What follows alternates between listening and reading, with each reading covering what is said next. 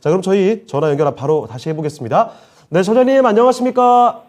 네, 안녕하세요. 네, 반갑습니다. 네, 반갑습니다. 네, 자, 오늘 어떤 종목 때문에 전화 주신 걸까요? 한국전자 인증이고요. 네. 매수가는 7838입니다. 네, 7838, 7,838원이라는 거죠? 예, 예, 예. 네, 비중은요?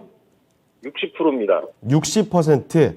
알겠습니다. 자, 한국전자 인증. 아, 이거 비중을 많이 담으셨는데, 지금 이 매수하신 단가 7,800원 요 정도라면은 그 전에 좀 높았을 때 매수를 하신 것 같습니다. 이거 매수하신 게 한 지난 봄쯤에 매수하신 거 맞나요? 작년 12월에 일부를 넣었다가, 예. 8,000원대 그 이하에서 제가 좀 추가 매수를 했거든요. 아, 추가 매수 때문에 비중이 많아지셨군요. 예, 예, 예. 그래서 이제, 좀 빠져나올 수 있지 않을까 했는데, 네. 지금 이제 더 하락을 하다 보니까, 그렇죠. 이제 이게 좀 반등할 가능성이 있는지 전문가님께 좀 상담을 드리려고 전화드렸습니다. 알겠습니다. 아, 이 한국전자 인증 뭐 올라갈 때만 해도 시원하게 좀 올라가는 모습이었다가 좀처럼 요즘엔 반응을 하지 않습니다.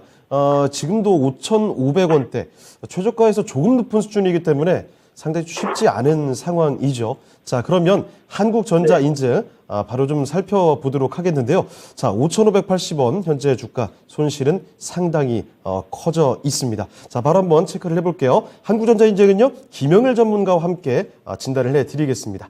자, 전문가님, 한국전자 인증인데 지난해에 매수를 하셨다가 비중을 또 높이셨습니다. 좀처럼 솟구치는 일이 잘 안 나타나는데 과연 다시 반등할 여력이 가능성이 좀 있을까요?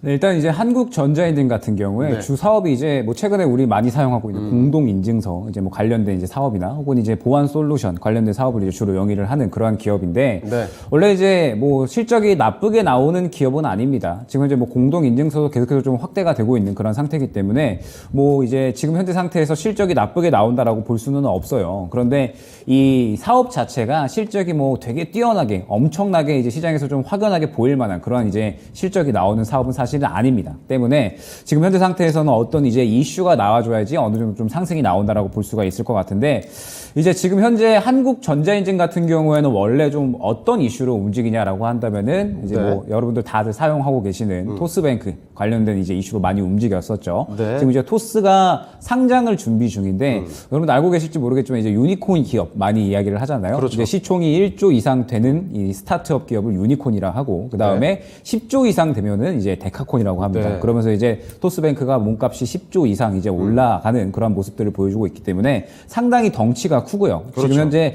한국전자인증 같은 경우에 이 토스의 지분을 약 5% 이상 보유를 하고 있기 때문에 사실 시총만 파악을 하게 된다라고 했을 때 지금 현재 한국전자인증 시총이 약 1,000억대에 이제 머물러 있어요. 그런데 네. 이 토스의 지분만 하더라도 이 시총을 넘어가는 그런 흐름들을 보여주죠. 때문에 상당히 저평가되어 있다라고 이제 생각을 할 수는 있습니다. 다만 지금 현재 상태에서 한국전자인증의 이 사업 자체가 시장에서 주목을 받기에는 약간은 힘들다라는 점. 그리고 지금 이제 토스가 이제 IPO를 준비 중이기는 한데 네. 조금 멀리 있는 이슈입니다. 지금 현재 프리 IPO를 진행을 해서 이제 원래 IPO를 진행을 하기 전에 지분 투자를 하는 작업을 진행을 하기는 했으나 네. 본격적인 IPO까지는 2025년까지 목표를 잡고 있기 때문에 아직까지 좀 기간이 상당히 많이 남아 있다라고 볼 수가 있겠죠. 그러면은 한국전자인증 같은 경우에는 결론적으로 항상 시장에서 이슈가 나왔고 움직임이 나왔을 때 그러한 이제 부분들이 토스뱅크에 관련된 이슈가 나왔을 때 움직였었기 때문에 결과적으로 이 토스에 관련된 이슈가 다시 한번 나와줘야 되지 않을까라고 이제 생각을 할 수가 있는데 이 토스 관련된 이슈가 나오기까지는 아직까지 많은 그런 시간이 남아있는 상태이기 때문에 지금 현재 구간에서는 약간의 조금 기다리는 그런 시간이 필요하지 않을까 싶습니다. 지금 현재 비중도 조금 많이 높으시기 때문에 그렇죠. 비중 축소에 대해서도 어느 정도 가능하시다라고 하시면은 저는 권해드리고 싶기는 한데 네. 손실권도 좀 상당히 큰 상태시라서 조금은 이제 부담스러우실 수가 있을 것 같아요. 때문에 지금 현재 구간에서는 상당히 이제 중요한 구간을 좀 말씀을 드릴 수 있는 구간이 어디냐면 5,000원 구간입니다. 지금 현재 이제 이전에 상승이 본격적으로 나오기 시작했었던 구간, 그 다음에 어느 정도 지지라인을 보여줬었던 그러한 구간 자체가 이제 5,000원 구간이거든요. 네. 때문에 이 5,000원 구간을 지켜줘야지 어느 정도 다시 한번 또 이 주가가 지켜주면서 반등을 할 수 있는 힘을 모아갈 수가 있다라고 볼 수가 있는데 네. 지금 현재 구간으로부터 5,000원을 지켜주지 못한다라고 하면은 다시 한번 이 조정이 나오면서 4,000원대까지, 4,000원 초중반대까지는 어느 정도 또 열려 있는 그런 구간이다라고 봐야 될 것 같습니다. 조금 아쉬운 점은 비중이 조금 크시기 때문에 향후에 이제 토스 관련된 이슈가 다시 한번 나오게 된다라고 하면 네. 워낙에 이제 이 관련주가 이월드랑 한국전자인증밖에 없어요. 때문에 워낙에 크게 움직였었던 그런 종목들이라 향후에 토스 관련된 이슈가 나오게 되면은 추가 매수를 노릴 수 있는 구간도 또 노려볼 수가 있는 거거든요. 근데 지금 현재 비중이 좀 많이 크시기 때문에 만약에 가능하시다면 네. 약간의 비중은 조금은 이제 확보를 해서 이제 토스 관련된 이야기가 나오기까지 아직까지 좀 시간이 필요해 보이니까 다른 종목으로 조금 이제 운용을 하시다가 향후에 추가 매수를 노리는 전략이 가장 유효할 것 같고요. 네. 너무 조금 부담스럽다라고 하신다면 일단은 남은 비중으로 하여금 종목들을 최대한 운용을 하시다가 5,000원을 이탈하지 않는 한 그래도 한번 반등에 대한 부분은 꾸준히 좀 나올 수가 있습니다. 어찌됐든 뭐 지금 당장 사업 실적이 나쁜 것도 아니고요. 그 다음에 토스의 IPO는 차근차근 또 진행 중이니까 시장에서 한 번씩 이제 이야기가 나오게 되면 탄력이 나올 수가 있거든요. 그러면 그렇게 반등이 나오게 된다라고 했을 때에는 일단 1차 목표 반등가는 7,000원 근처로 이제 잡아주셔야 될 것 같습니다. 지금 보게 되면은 7,000원 근처 구간에 상당히 또 매물대가 위에 이제 상당히 많이 형성이 되어 있기 때문에 그렇죠. 예, 이 구간을 좀 뚫어줘야지 결론적으로 또 상승이 나올 수가 있다라는 그런 이제 어느 정도 이 매물을 확인을 할 수가 있는 구간이라 일단은 1차 목표 반등가는 7,000원으로 잡고요. 이제 5,000원 구간을 지지라인을 조금 보면서 시간을 어느 정도 좀 길게 가져가면서 토스에 대한 이슈가 나올 때까지 기다려야 되는 종목이 아닌가 싶습니다. 지금 현재 구간에서 어찌됐든 다른 비중을 하고 최대한 좀 종목 운용을 하시다가 향후에 토스에 관련된 그런 이슈가 나올 때 다시 한번 문의를 주시면 그때 이제 어찌됐든 시장에서 주목을 하면서 수급이 들어가는 구간이 나오게 될 거란 말이죠. 그때에 맞춰서 다시 한번 또 안내를 드릴 수 있는 종목이 아닌가 싶고 지금 현재에서는 약간의 기다림은 필요한 종목이다. 5,000원 지지라인으로 보고 네. 이제 어느 정도 좀 기다리면서 토스 관련된 이슈가 나올 때까지 한번 인내를 한번 가져봐야 되는 그러한 구간이다. 안내 드릴 수 있을 것 같습니다. 네. 네.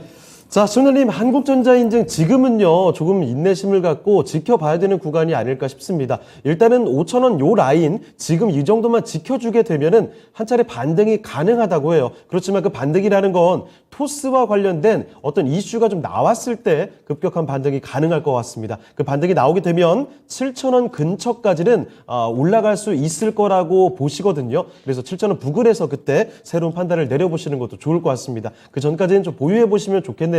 참고하셨습니까? 네, 잘 알겠습니다. 네, 다음에도 지켜보시다가 답이 또 안 나온다 싶으시면 바로 또 연락 주세요. 네, 감사합니다. 네, 힘내시길 바랍니다. 네. 네, 이렇게 첫 번째 전화 종목 진단을 해봤습니다. 한국전자인증 살펴드렸습니다.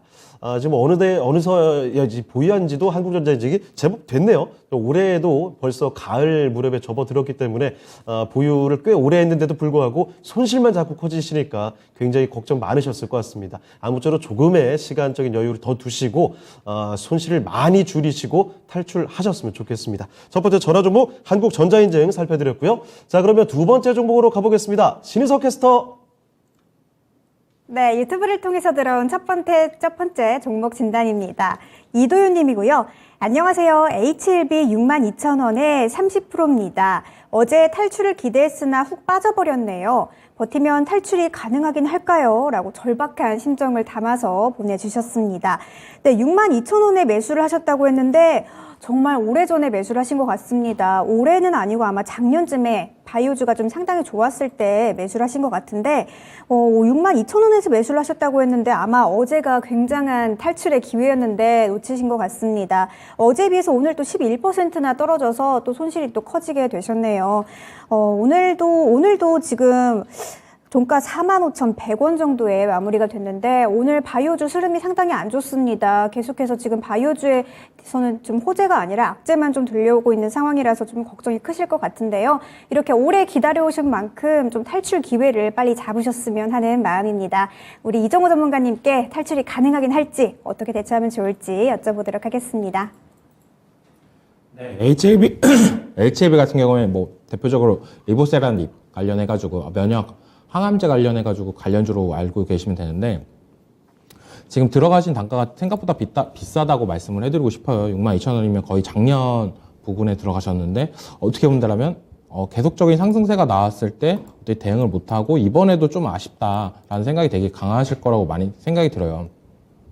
주식을 하실 때 가장 중요한 거는 내 비중보다는 어떤 사람들이 이 물량을 갖고 있을까 이런 고민을 많이 하시는 게 좀 좋다라고 말씀을 해드리고 싶습니다. 네, 많이 올랐다가 떨어졌습니다. 주가 떨어지고 그 지속적으로 횡보가 됐는데 이게 횡보한 기간 동안 그 다음에 급등이 나왔어요. 그러면은 이때 파시는 분들은 내 단가 옛날에 물려있던 분들이 아니라 여기서 수익을 보시는 분들이 나올 수도 있다라고 항상 그거에 대해서 좀 명심을 하고 투자를 하시는 게 좀 낫다라고 말씀을 해드리고 싶고 예. 그런 부분이 좀 많이 아쉽다라는 소리를 먼저 해드리고 싶어요. 근데 이번에 뭐 유럽 종양학회에서 HAB에 관련해가지고 그래서 굉장히 호재거리 뉴스나 이런 부분이 나왔는데 주가는 그거에 비해서 약간 시큰둥했다. 그게 저는 약간 조금 아쉽다라고 생각은 들고 있는데 이번에 어떻게 본다면 글로벌 3상을 하면서 최장기간 생존 기록을 했습니다. 이런 부분 때문에 어제 많이 올랐고 그런 부분에 있어서 좀 약간 제로 소멸로 인식을 하면서 시장에서는 좀 빠진 부분이 나왔는데 저는 좀 더 이왕 많이 기다렸던 거 1년만 더 기다려보자라고 말씀을 해드리고 싶어요. 왜냐면 이왕 장기 투자로 어찌하다 장기 투자로 된 거 1년만 더 기다려보자고 하는 거는 이제 3상 끝난 다음에 이제 FDA 승인 심사가 남았습니다. 이게 한 1년 정도 걸리는데 그거에 따라서 어느 정도 주가가 출렁이는 변동성은 있겠지만 만약 승인이 성공한다라고 한다면 지금 가격대 진입했던 가격대 6만 원 그 이상까지도 저는 볼 수 있는 종목이다라고 말씀을 해드리고 싶어요. 뭐 제대로 잘 계획대로만 잘 된다라면 충분히 9만 원까지도 올라갈 수 있는 종목인데 지금은 그 시간 동안에 약간 변동성은 많이 힘들 거다라고 생각이 들어요. 그래서 이런 종목 같은 경우는 약간 대응하는 방법은 맨날 보면은 힘드시니까 변동성도 많고 힘드시니까 약간은 장기 투자 계좌에 옮겨 놓으신 다음에 약간 가끔 생각날 때 보고 한 달에 한 번씩 보고 약간 HAB에 관련해가지고 이슈가 있을 때마다 어느 정도만 보시는 게 낫지 계속적으로 이 종목을 계좌에서 본다라고 한다면 약간 속상하시는 부분도 있고 약간 급등락 때문에 약간 손절이나 이런 부분도 나올 수도 있다라고 생각이 들어요. 그래서 이제 떨어질 거면은 다 떨어졌다. 예. 재료도 어차피 호재거리도 나왔는데 이틀 동안 거의 20% 넘게 빠진 거면은 많이 빠졌다라고 저는 생각이 들어요. 그래서 어느 정도 이제 기간값 조정이 된다라고 한다면 다시 한번 올라갈 수 있는 여력은 있으니까 너무 걱정하지 마시고 이 종목 같은 경우에는 또 1년 정도만 기다렸다가 한 6만 원 6만 5천 원 정도 됐을 때 먼저 한 비중 30% 정도 들어가셨으니까 한 15% 정도는 파신 다음에 나머지 15%는 뭐 7만 원, 8만 원 이 가격대에서 정리를 하시는 게 좀 더 낫지 않을까라고 말씀을 해드리고 싶습니다. 네, HLB 살펴드렸습니다. 최근에 유럽 종양학회가 기대감이 상당히 컸었죠. 리보세라닙에 대한 기대감으로 인해서 주가를 급격하게 끌어올렸습니다만 막상 이 재료 소멸 상당히 파급이 세네요. 충격파가 크게 옵니다. 어제부터 해서 어제 고점 대비 20%가 넘게 내려왔죠. 그래서 문의를 주신 것 같은데 지금 오랫동안 보유를 하셨잖아요. 조금 더 긴 관점으로 끌고 가자 이런 해결책을 제시를 해주셨습니다. 1년 정도 보유를 하신다면 이 종목이 매수하시는 가격 그러니까 6만 원 부근까지는 뭐 충분히 올 수가 있는 종목이고 매수가 부근에서는 비중 좀 줄였다가 그 이후로 7만 원, 8만 원까지도 끌고 갈 수 있는 종목이겠다라는 말씀해 주셨으니까요. 장기적인 접근을 해주시면 좋을 것 같습니다. 아무쪼록 중간에 HLB 변동성이 참 많은 종목인데 이런 쪽에 너무 휘둘리지 마시고 긴 관점으로 끌고 가시면 좋겠습니다. 자, HLB 이도윤님의 종목 진단 해드렸습니다. 자, 그러면 또 다음 종목으로 넘어가 보겠습니다. 신인석 캐스터. 네, 유튜브를 통해서 들어온 두 번째 진단 신청입니다. 엠보스님, 두산 밥캐 33,300원에 10% 갖고 계시고요. 장기로 가지고 가려고 하는데 진단 부탁드립니다. 라고 보내주셨습니다. 네, 두산 밥캐 좀 생소하신 분들도 계실 것 같은데요. 이름만 들으면 약간 고양이 관련주 같기도 한데 건설 장비 관련주죠.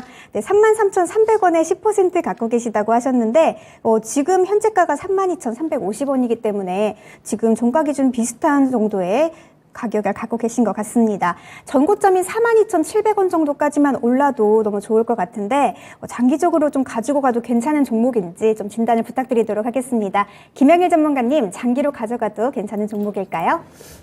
네, 일단 두산밖에 고양이가 또 많이 생각나는 고양이 밥을 주고 싶은 그러한 종목이네요. 이제 뭐 다들 알고 계시겠지만 두산이 최근에 이제 체질 개선을 굉장히 조금 시도를 많이 했죠. 그러면서 이제 뭐 사업 매각을 한다라든지 그 다음에 이제 뭐 키울 수 있는 사업들은 굉장히 키우고 그 다음에 캐시카우가 될 수 있는 사업들은 이제 데려가면서 이제 또 두산이 또 두산 에너빌리티로 또 사명 변경까지 해 나가면서 굉장히 이제 많은 시도들을 하고 있다라고 이제 봐야 될 것 같습니다. 그리고 이제 그러한 시도들은 굉장히 좀 성공적이죠. 지금 현재 상태에서 전체적인 이 두산의 어떤 자회사들의 이 실적 흐름들 굉장히 좀 긍정적으로 유지가 되고 있고 두산마켓 또한 마찬가지다라고 볼 수가 있을 것 같습니다. 지금 현재 두산마켓의 실적이 2분기에 상당히 조금 예상치를 상회하는 그런 이제 실적 흐름이 나왔죠. 원래 이제 이 북미에 대한 어떤 수요가 경기 침체 우려감으로 인해서 약간은 좀 줄어들지 않을까 이제 어느 정도 이 우려감이 있었는데 지금 현재 상태에서는 그런 이 우려감들을 불식시키고 지금 현재 굉장히 좀 좋은 상승이 나오고 있다라고 봐야 될 것 같습니다.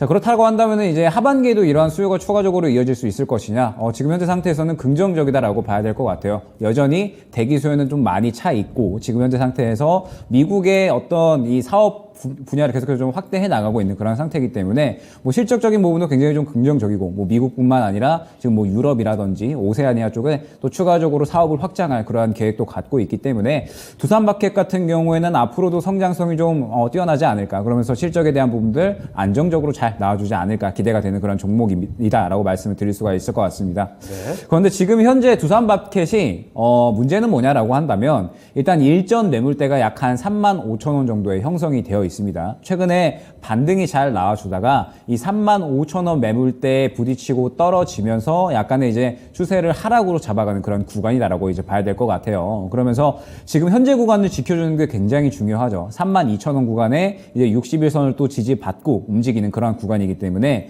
61선을 지지를 보여주면서 다시 한번 또 고개를 돌려놔 줘야지 다시 한번 또 주가 상승을 깨할 수 있는 그러한 흐름을 기대할 수 있다라고 볼 수가 있을 것 같습니다. 지금 현재 이제 두산마켓 같은 경우에는 결과적으로는 실적 자체는 잘 나오고 있지만 시장이 이제 전체적으로 약간은 불안정하다 보니까 지금 현재 실적이 좋은 종목들도 결과적으로 이제 어떤 이슈가 있지 않는 이상은 전체적으로 좋지 않은 주가의 흐름을 보여주고 있죠. 두산마켓도 같은 관점이다라고 봐주시면 좋을 것 같습니다. 그러면 지금 이제 현재 상태에서 어떻게 조금 대응을 진행하는 게 좋을 것이냐라고 했을 때 일단 두산마켓이 이 61선을 지켜주는 게 굉장히 중요합니다. 이제 세세하게 봤을 때 약 한 31,200원 정도의 단가가 좀 형성이 되어 있거든요. 때문에 31,200원 정도 수준에서 어느 정도 지지 라인을 좀 이탈을 하지 않는지를 주요하게 보셔야 될 것 같고요. 그러면서 이 구간에서 반등이 나와주는지를 또 마찬가지로 주요하게 보셔야 될 것 같습니다. 지금 현재 구간에서 자리를 잘 지켜주면서 반등이 나온다라고 하면 말씀드렸죠. 35,000원 구간에 이제 매물대가 형성이 되어 있는 상태인데 지금 두산마켓을 장기로 가져가기에는 실적 자체는 굉장히 좀 괜찮고 하반기 수요도 이제 무난하게 잘 나오고 있으나 문제점이 뭐냐라고 했을 때 지금 현재 시장이 실적이 좋다라고 해서 가는 장이 아니라고 말씀을 드렸죠. 지금 현재 다음 주에 FOMC가 예정이 되어 있고 이번 FOMC가 지나가고 나서 11월 FOMC까지도 자이언트 스텝에 대한 이야기가 나오고 있는 상태이기 때문에 시장은 결과적으로 쭉 우상향한다라기보다는 어느 정도 위아래로 계속해서 흔들리는 구간이 나올 수가 있습니다. 그러면은 실적주들도 실적이 좋아져서 주가 상승이 나온다라고 하더라도 어느 정도 매물에 부딪히는 구간이 나오게 되면은 또 다시 한번 조정이 나올 수가 있는 차익 신호이 나올 수가 있는 그런 구간이 또 형성이 될 수가 있다라는 뜻이 되겠죠. 때문에 일단 두산마켓에 어느 정도 이 대응 라인을 설정을 한다라고 했을 때에는 일단은 지금 현재 구간으로부터 31,200원 이 61선 지지 라인을 어느 정도 잘 지켜주는지를 주요하게 보셔야 될 것 같고요. 그러면서 지금 현재 구간을 잘 지켜주면서 반등이 나온다라고 하면 1차 목표 반등가를 35,000원 수준으로 안내를 드릴 수가 있을 것 같습니다. 결과적으로 35,000원 위에 또 마찬가지로 매물대가 굉장히 두텁게 형성이 되어 있기 때문에 이 매물대로 뚫어주려면은 이 실적적인 부분에 대해서 상당히 조금 좋은 이슈들이 또 많이 나와줘야 될 것 같아요. 그런데 아직까지 이 건설 쪽의 업황은 약간 또 지지부진한 그런 이제 우려감도 있고 지금 현재 경기 침체 우려로 인해서 전체적인 업황의 분위기도 아직까지는 완전히 회복이 되지 않은 그런 상태이기 때문에 일단은 1차 목표가는 확실하게 좀 잡고 가주시는 게 좋지 않을까 싶습니다. 때문에 일단은 1차 목표 반등가는 35,000원으로 잡고 진행을 하도록 하고요. 35,000원 구간에 도달을 했을 때 추가적으로 뚫어주는지 아니면 차익 실현이 나오는지를 보면서 그 구간에 맞추어서 대응을 해주시면 그래도 어느 정도 수익을 보는 데에 있어서는 어려움 없이 빠져나올 수 있는 그런 종목이 아닌가라고 판단이 됩니다. 네, 이렇게 두산바퀴 살펴드렸습니다. 1차 목표가 35,000원 정도까지 보시면 일단 안정적으로 수익을 챙겨가실 수가 있을 것 같네요. 자, 이렇게 엠보스님께서 신청해 주신 종목입니다. 두산바퀴까지 진단을 도와드렸습니다. 자, 이번에는 또 전화 연결을 시도해 보겠습니다. 네, 전현님 안녕하십니까? 네, 안녕하세요. 네, 반갑습니다. 네, 반갑습니다. 네, 어떤 종목 도와드릴까요? 네, 삼성 엔지니어링이고요. 예. 23,700원이고 100%입니다. 아, 100%. 이거 최근에 매수하신 거 아닌가요? 아니요, 예전에 했었는데요. 예, 예. 이게 좀 비싸게 했다가 아. 추가 매수 계속 해갖고 단가가 이 정도로 낮아졌어요. 알겠습니다. 그 삼성 엔지니어링이 좀 답답한 데를 보였었죠. 한 차례 쭉 올라가고 나서부터는 28,000원 위에 윗단에서는 그 정도 아니면 아래쪽에 뭐 2만 원 초반 정도까지 해서 왔다 갔다 하는 움직임 보여주다가 얼마 전에 뭐 18,000원까지 갔다가 다시 올라왔습니다. 최근에 좀 쉬어가는 움직임인데 비중이 많으셔서 걱정 좀 많으실 것 같습니다. 자, 지금 어떤 점이 가장 궁금하신가요? 이거 빨리 네. 손절이라도 해야 되나 해가지고요. 아, 좀 탈출하고 싶다라는 마음이 간절하신 것 같아요. 예, 100%가 되니까 막 네. 악몽도 꾸고 그래갖고. 아이고, 알겠습니다. 예. 맞습니다. 이 한 종목의 100%면 어떻게 다른 전략들 세우기도 어렵고, 이거 어떻게 될까? 과연 수익을 낼 수 있을까? 걱정 정말 많으신 것 같아요. 자, 그러면 삼성 엔지니어링, 이 종목에 대한 스트레스를 떨쳐버릴 수 있을 종목인지 저희가 살펴드릴게요.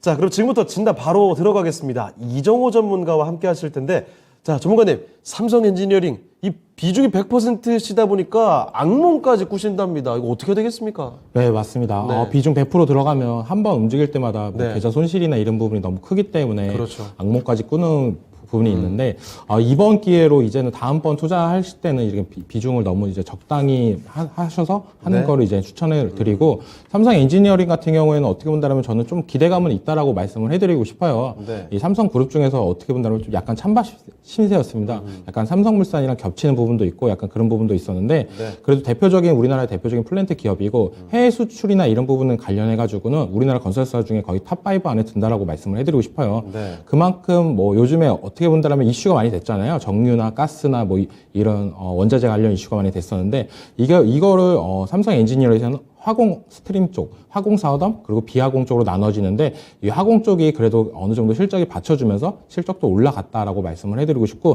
그다음에 비화공 쪽, 뭐 철도, 도시개발, 뭐 인프라, 환경 인프라, 뭐 수처리 쪽인데 이쪽도 근데 매출이 탄탄하게 올라가고 있어요. 근데 그 호재거리는 지금 유가나 이런 부분이 계속적으로 올라가고 있으니까 이 화공 쪽으로 수주나 이런 부분이 더 기대감이 생기고 있다. 그리고 이번에 이재용 부회장이 멕시코로 출장을 갔는데 네. 이 삼성 엔지니어링 관련해가지고 정유 공장에 들려서 어느 정도 시찰도 하고 이런 부분 때문에 네. 삼성 엔지니어링이 이제는 조금 더 네임밸류가 올라가지 않을까, 삼성그룹에서 어느 정도 올라가지 않을까 이런 약간 기대감도 주는 분위기가 나오고 있습니다. 네. 그런 부분은 있기 때문에 이 종목 같은 경우는 근데 지금 자리에는 좀 솔직히 말해서 되게 위험한 자리다라고 말씀을 해드리고 싶어요.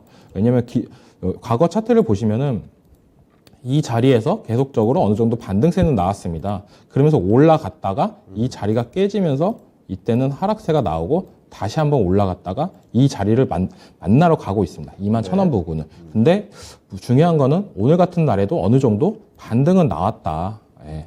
물론 오늘 시초가로 하락세는 나왔지만 그 다음에 어느 정도 반등은 나왔다는 게 좀 의미 있는 반등이다라고 생각이 들고 네. 요즘 많이 환율을 오르고 있잖아요. 환율 오르고 있는데 해외 수출이나 이런 부분이 많은 삼성 엔지니어링은 그거에 따라서 어느 정도 실적 반영이나 이런 부분도 더 나올 수도 있다라고 저는 생각이 들어요. 그러면은 어느 정도 추가적인 이익도 발생할 수 있다. 그런 부분을 전체적으로 고려했을 때 이 종목 같은 경우는 저는 장기적으로는 괜찮은데 지금 비중이 100%인 점을 감안했을 때 말씀해 드릴게요.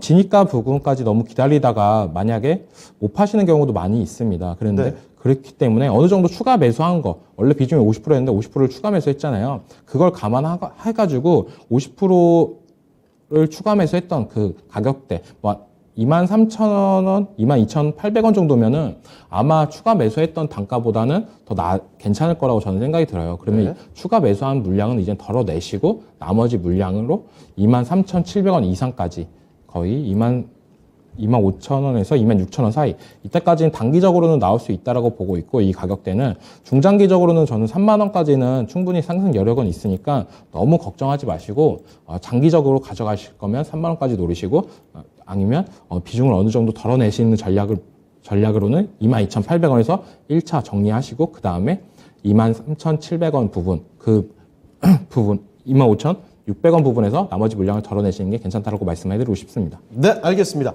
자, 시청자님, 이 종목 때문에 고생을 좀 많이 하고 계신 것 같은데, 일단은요, 조금 길게 끌고 가실 생각이 가능하시다면, 중장기로 보신다면 3만 원까지 볼 수 있는 종목이래요. 그래서 크게 걱정하실 건 아닌 것 같고, 만약에 좀 짧은 시간 안에 이 스트레스를 못 견디겠다, 빨리 나오고 싶다 하시면 22,800원 수준, 그러니까 조금만 더 올라가면 되죠. 22,800원에서 23,000원 요 부근 정도에서 비중 일단 줄여 놓으시고, 그리고 매수가까지 기다려 보시는 전략, 그렇게 하면 조금 더 빨리 탈출할 수는 있을 것 같습니다. 좀 여유 있게 지켜봐셔도 괜찮을 것 같네요.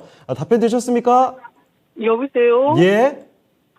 근데 이게 뭐 계약이 수주한 거 취소됐다고 막 신문에 뜨고요. 예. 연기됐다고 또 뜨고 안 좋은 뭐 그런 기사들이 막 뜨더라고요. 그 다음부터 이렇게 외국인하고 기관들이 막 집중적으로 매도를 하더라고요. 예. 그게 또 어떤 변수가 될지도 한번 여쭤보도록 할게요. 네. 예, 잠시만요. 자, 이정훈 전문가님, 뭐 수주한 계약건에 대해서 뭐 취소, 지연 이런 얘기를 좀 언급해 주시는데 크게 좀 악영향을 미칠까요? 어떻게 보십니까? 제가 확인했을 때는 그런 내용은 없었는데 수급적으로는 봤을 때는 예. 기관들은 어느 정도 사고 있습니다. 외국인들이 수급 현황이 좀 안 좋은 부분이 있는데 네. 이 부분은 어떻게 본다면 외국인 수급이 좋은 종목들이 지금 우리나라 증시에서 찾기도 되게 많이 힘듭니다. 증시 전체적으로 다 외국인이 다 안 좀 좋습니다. 빠지고 근데 있죠. 그나마 기관들이 어느 정도 순매수했던 부분은 좀 긍정적으로 바라볼 수는 있다라고 하고, 개인들이 순매수 들어왔던 이유는 이재용 부회장이 약간 이런 순방이나 이런 부분이 약간 언론 플레이가 나오면서 약간 이 삼성 엔지니어링 호재거리가 나오면서 약간 개인들이 붙었다라고 보시면 됩니다. 그래가지고 저는 아까도 말씀드렸던 가격대는 어느 정도는 시간이 걸리지만 올라갈 거라고 저는 보고 있기 때문에 조금 비중을 조금 덜어내시면서 가시는 전략으로 하신다라면 충분히 가능성이 있다라고 말씀을 해드리고 싶어요. 네. 자, 소장님, 지금 그 스트레스 좀 많이 받는 상황이시기 때문에 그런 악재적인 요인들에 굉장히 또 민감하게 반응이 되시는 것 같습니다. 자, 그런데 이정호 전문가의 의견은 그렇습니다. 너무 크게 걱정하실 필요는 없는 것 같고, 그런 악재들이 이 종목의 주가 흐름에 중대한 영향을 미치지는 않을 것 같다라는 판단이시네요. 자, 그러니까 좀 더 여유를 갖고 지켜보셔도 좋을 것 같습니다. 답변 되셨죠? 예, 수고하세요. 네, 다음에 또 전화 주시길 바랍니다. 네. 자, 이렇게 전화 종목 진단을 해봤습니다. 전화로 삼성 엔지니어링 살펴드렸습니다. 100% 가지고 계시기 때문에 걱정 정말 많으실 것 같습니다. 아무쪼록 방금 말씀드린 내용들을 잘 이해하셨다면 현명한 대처하시리라 믿습니다. 또 다른 종목 쪽에서 충분한 수익을 또 가져갈 수 있을 거예요. 믿어보겠습니다. 자, 이렇게 종목 진단 또 다음으로 옮겨가 보도록 하죠. 자, 이번에는 유튜브에서 찾아봤습니다. 유튜브에서 이 블루님께서 보내주신 종목인데, 코로나 시국에 참 많이 언급됐던 종목 중에 하나죠. 랩지노믹스 살펴드리겠습니다. 7,070원, 7,000원 단에서 매수를 하셨고요. 비중 10%입니다. 지금 단기 목표 주가를 설정을 하고 계시는데 7,300원 보고 계시거든요. 바로 올라올까요? 진단 부탁드립니다. 라는 말씀. 랩지노믹스가 뭐 진단키트 관련해서 이 종목 한창 좋았을 때는요, 뭐 2만 원 근처까지 갔던 종목입니다. 어느새 주가가 좀 많이 빠져 있는 모습인데, 사실 뭐 올해 3월 달 정도만 해도 14,000원까지 갔던 종목이죠. 현재 6,900원 정도에서 흘러가고 있습니다. 자, 그러면 단기적으로 이제 다시 한번 그래도 좀 기술적인 뭐 반등이라도 있지 않을까, 이런 측면에서 들어오신 것 같습니다. 목표 주가 7,300원 설정한 거 과연 옳은 선택일지를 여쭤볼게요. 자, 김영일 전문가님, 랩지노믹스 들어오셨는데 7,300원 보고 계십니다. 가능할까요? 일단 랩지노믹스 네. 전체적인 이제 진단 키트 기업들이 이제 항상 말씀을 많이 드릴 때 뭔가 움직임이 필요하다라고 이제 많이 말씀을 드렸던 것 같아요. 네. 이제 코로나 시대 때 가장 큰 수혜를 받았지만 수혜를 가장 크게 받았던 만큼 그 수혜만큼의 무언가 움직임이 나오지 않는 이상은 굉장히 좀 주가의 흐름이 나오기는 어렵다라고 이제 많이 말씀을 드렸었던 그런 이제 기업들이 많이 납니다. 때문에 지금 현재 진단 키트 관련된 기업들은 그러한 무언가 회사 자체에서 움직임이 있어줘야지 주가가 좀 상승이 나올 수 있다라고 볼 수 있을 것 같은데 랩지노믹스는 그런 움직임을 최근에 조금씩 보여주고 있었던 그런 이제 상태였습니다. 최근에 이제 8월 달이죠. 저번 달에 이 루하 프라이빗 에쿼티, 그러니까 사모펀드 이제 운영사인데 여기에 네. 이제 경영권을 넘겼습니다. 이제 지분을 이제 넘기면서 최대 주주가 바뀌었죠. 그러면서 이 사모펀드 운용사 루아 PE라고 할게요. 루아 PE에서 지금 이제 새롭게 주주로 이제 대주주로 올라섰는데 평단가가 지금 현재 가격보다 훨씬 높게 형성이 되어 있습니다. 지분 약 36% 정도에 대해서 평단가가 지금 현재 단가보다도 훨씬 이제 높게 형성이 되어 있고요. 그런 상태에서 이 새롭게 인수한 자금으로 이제 확보된 현금을 통해서 클리어랩이라는 이제 또 진단키트 기업을 인수를 했습니다. 그러면서 지금 이 바이든이 이 미국의 바이오 산업을 또 본격적으로 강화시키겠다라고 이제 정책적인 부분을 이야기를 했고, 그러면서 지금 이제 이 랩지노믹스 같은 경우에 클리어랩을 인수를 함에 따라서 또 마찬가지로 이 미국의 진단키트 기업 관련된 어떤 이 수혜를 또 받을 수 있지 않을까 기대가 되는 상황이다라고 이제 말씀을 드릴 수가 있을 것 같아요. 네. 그래서 랩지노믹스가 지금 현재 시총이 약 2천억 정도인데 현금이 1,500억이 있습니다. 그리고 네, 지금 현재 전체적인 자산을 따져봤을 때 2천억이 넘게 있어요. 그 네. 말은 뭐 지금 현재 시총보다도 더 많은 그런 자산들이 보유되어 있다라는 뜻이 되겠죠. 때문에 상당히 안정적인 뭐 주가 구간이다라고 볼 수 있지 않을까 싶습니다. 그러면 지금 현재 구간에서 랩지노믹스 같은 경우에는 기술적인 대응만 잘한다라고 한다면 저는 수익적인 부분에서는 크게 또 문제가 없지 않을까 싶거든요. 지금 현재 반등세 다시 한번 잡아가고 있습니다. 보시게 되면 약 한 6,000원 정도에서 지지라인을 좀 확고하게 잡아주는 모습을 확인을 할 수가 있죠. 전체적으로 이 구간에서 거래가 많이 되었었던 구간이기 때문에 이 구간에 이제 상당히 좀 지지라인을 잘 확보를 해주는 모습을 확인을 할 수가 있습니다. 그러면서 최근에 이제 반등세를 잘 잡아주고 있고 수급 또한 긍정적인 그런 모습들을 보여주고 있는데 목표가를 좀 잘 설정을 하신 것 같아요. 지금 네. 보게 되면 약 한 7,200원에서 300원 근처 구간에 매물대가 또 두텁게 있는 모습을 확인을 할 수가 있습니다. 그럼 결과적으로는 이 구간을 뚫어줘야지 추가적인 상승이 나올 수가 있을 것이고, 이 구간을 뚫어주지 못한다라고 하면은 마찬가지로 또 차익 실현이 나오면서 조정이 나올 수가 있겠죠. 때문에 1차 목표가는 그대로 잘 잡고 가시면 될 것 같습니다. 네. 7,200원에서 7,300원 정도 구간을 잡고 설정을 하시면서 그 정도 구간까지 나왔을 때 마찬가지로 또 주가가 돌파가 나와주는지 봐야겠죠. 주가가 돌파가 나온다라고 한다면 2차적으로는 8,000원 정도까지는 노리고 갈 수 있을 것 같습니다. 8,000원 정도는 이제 2차 목표가로 설정을 해드리고요. 워낙에 좋은 이슈들이 많기는 하지만 어느 정도 이 지금 시장이 워낙 불안정하다 보니까 수익 구간이 왔을 때는 수익을 챙겨 가주시는 게 좋습니다. 때문에 지금 현재 최근에 긍정적인 수급을 미뤄봤을 때 긍정적입니다. 상승에 대해서는 긍정적인데 1차 목표가 7,200원에서 7,300원, 그 다음에 2차 목표가는 약 한 8,000원 정도 수준으로 설정을 해서 진행을 하자, 이렇게 안내드릴 수 있도록 하겠습니다.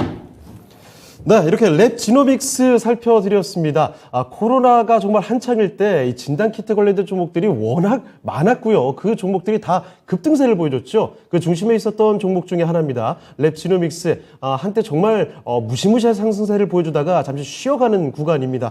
다시 한번 그 코로나와 관련된 이슈가 좀 터져야지만 뭔가 상승세가 나올 텐데 그 과감하게 또 진입을 하신 것 같네요. 그래도 일단 뭐 기술적으로 많이 내려갔다가 올라오는 종목이기 때문에 반등이 가능하다라는 측면에서 진단해 주셨습니다. 2차적인 목표가 뭐 8,000원 이 정도까지 볼 수 있다라는 측면에서 설명을 해주셨기 때문에 설정해 주셨던 7,300원 가능하지 않을까 싶네요. 자, 아무쪼록 랩지노믹스로 해서 수익 꼭 실현하고 나오시길 바랍니다. 자, 블루님의 랩지노믹스 살펴드렸습니다.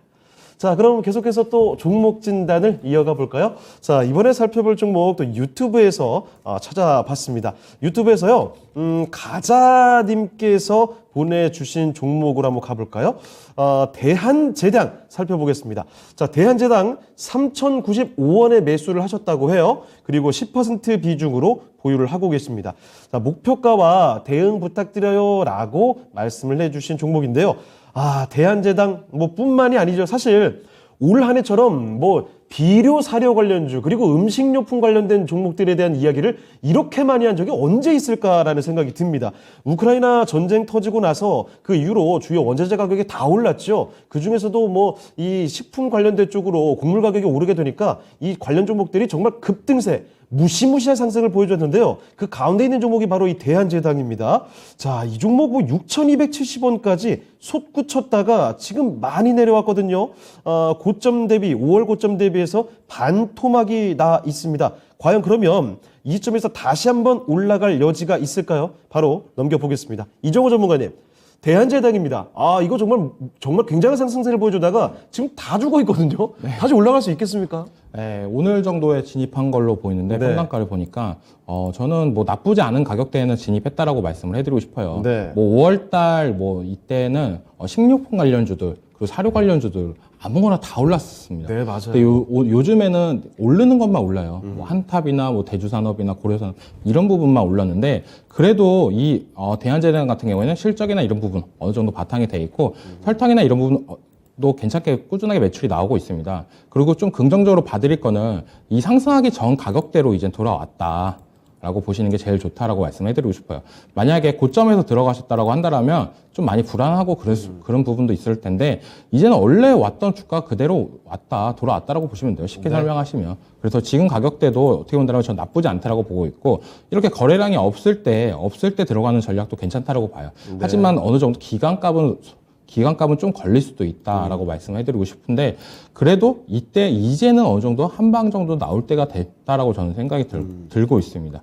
지금 같은 경우에 더 이상 하락을 간다? 저는 아니라고 봐요. 왜냐면은 지금 어떻게 본다면 라면값 인상이다, 뭐 과자값 인상이다 이런 부분이 계속적으로 나오고 있는데 근데 이제 설탕값도 언젠가는 인상이 올라갈 거라고 저는 느끼고 있습니다. 그런 부분이 이제 실적이나 이런 부분이 반영이 된다라고 한다면 한 번 정도의 상승세는 있다라고 보고 있고 그 상승세가 나올 때 이제 나오는 전략 그것 때문에 이제 들어가시는 걸로 저는 판단이 돼요. 저는 괜찮은 매수를 하셨다라고 먼저 말씀을 해드리고 싶습니다. 네. 이렇게 약간 한 번에 그 시장에 이슈가 있고 그 다음에 어느 정도 주가는 조정 구간에 들어왔고 그 기간이 이제 한 달 거의 2달 정도 올라가고 있습니다. 그러면 한 번 정도는 상승할 때는 되거든요. 2달에서 3달 정도 이때 거의 3달 정도에 한 번의 상승세는 나오는데 이제는 좀 나올 때는 됐기 때문에 좀만 더 기다리시면은 이제 수학의 계절은 올 것 같다는 생각이 들고 그때 관련해가지고 목표가는 3,500원 정도로 뭐 1차적으로 이 정도로 잡아서 약소하게 10% 정도에서 비중 절반 정도 덜어내신 다음에 그 다음에 3,900원 정도에서 나머지 물량 이제 정리하시고 가시는 전략이 괜찮다라고 말씀해드리고 싶어요. 왜냐하면 올라갈 때 한 번 정도는 전 올라갈 것 같아요. 네. 한 번에서 두 번 정도 이렇게 올라갈지 아니면 한 번에 바로 30%가 올라갈지. 왜냐하면 한 번 올라갔을 때 힘있게 올라갔던 기억이 있으니까. 그렇죠. 그런 부분이. 그리고 우리나라 뭐 설탕 관련주 뭐 찾는다 하면 별로 없습니다. 그렇습니다. 뭐 설탕값 이슈나 이런 부분이 계속적으로 부각이 된다면 대한제당이 올라갈 수밖에 없기 때문에 그런 부분 이슈를 노려서 약간 그때 나오는 전략이 괜찮다라고 말씀을 해드리고 싶습니다. 네. 자, 대한제당까지 살펴드렸습니다. 이 종목, 굉장히 강했던 종목이니만큼 한 번의 반등이 어느 정도 올 가능성은 충분히 있다라는 판단이시네요. 1차적으로 3,500원 정도까지 올라갔을 때 절반 비중 줄이시고요. 나머지 비중으로 3,900원 정도까지 노려보면 어떨까라는 의견을 내주셨습니다. 이런 의견 같이 한번 참고를 해보시면 좋겠습니다.